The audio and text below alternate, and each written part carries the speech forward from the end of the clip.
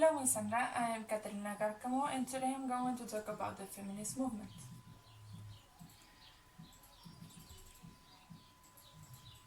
So, the feminist movement, also known as the women's movement or simply feminism, refers to a series of political campaigns for reforms on issues such as reproductive rights, domestic violence, maternity leave, equal pay, women's suffrage, sexual assault, which all of them fall under the label of feminism.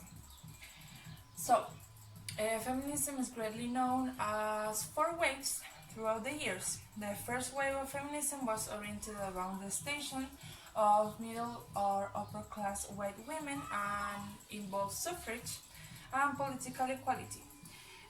This wave of feminism took place during the 19th and early 20th century, and it was emerging out of our environment of industrialism.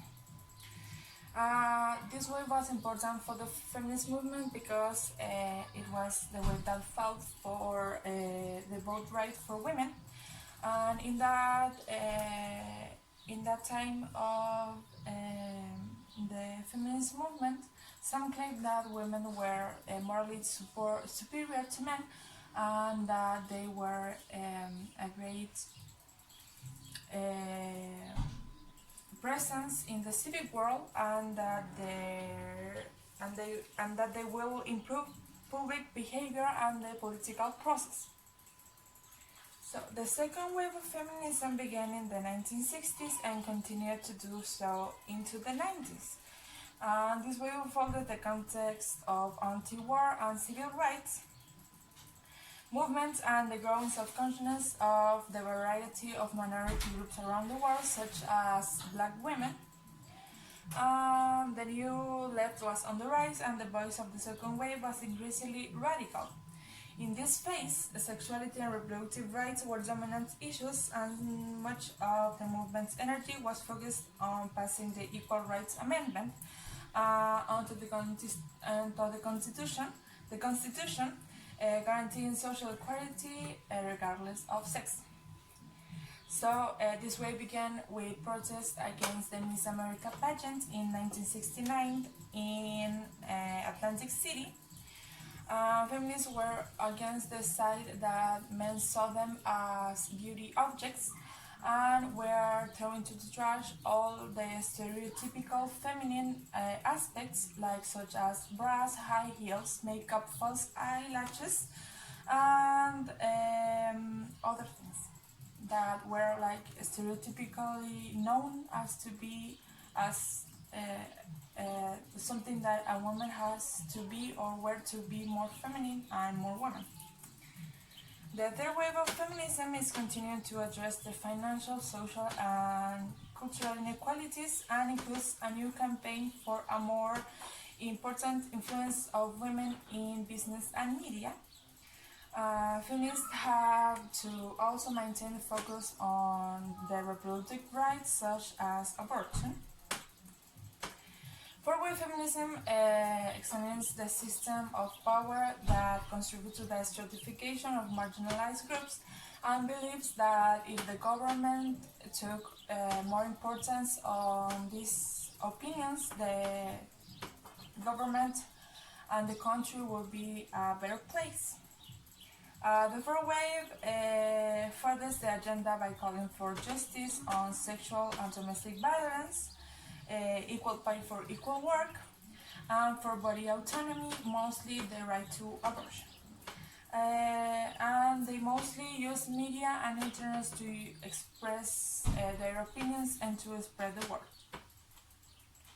So now I'm going to talk about a series of famous feminists that were and are important to this movement. The suffragettes had an important role on the civil rights of women in the first wave, specifically the right to vote. Simone de Beauvoir wrote in 1949 a book called The Second Sex, in which she talks about the patriarchy and the social constructs faced by women, and she was greatly criticized at the time for speaking out about everything. Gloria Steinem, she softly referred as the mother of feminism, and she led the women's liberation movements in the 60s and the 70s and continues to do so today. Angela Davis is one of the most important voices for black women and for the civil rights movement. The political activist was a key leader on the Black Power movement also. Malala Yousafzai, I'm sorry for saying her surname really wrong. She became famous after publishing her book I Am Malala, in which she talked about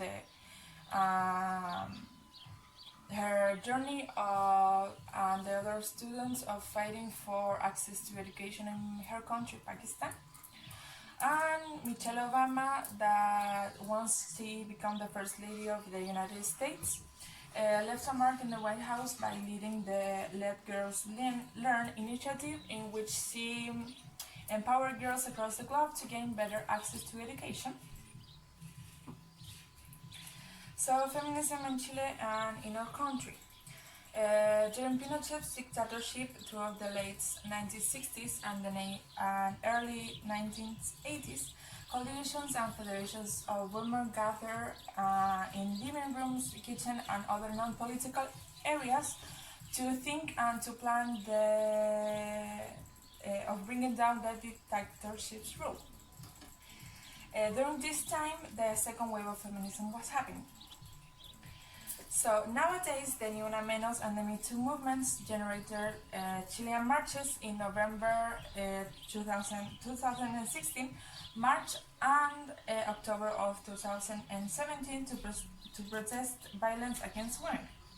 Following Sebastián Piñera's assumption of the government in 2018, women's marches and universities' occupations were expanded from April to June of the same year to protest against machismo, domestic violence, sexual harassment, and sexist behavior in universities and schools, and to protest about abortion rights.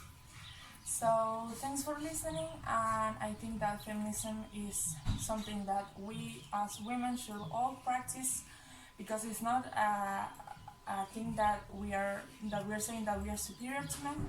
It's just that we are fighting for all to be equal, for all of us to be equal. So thanks for listening and take care.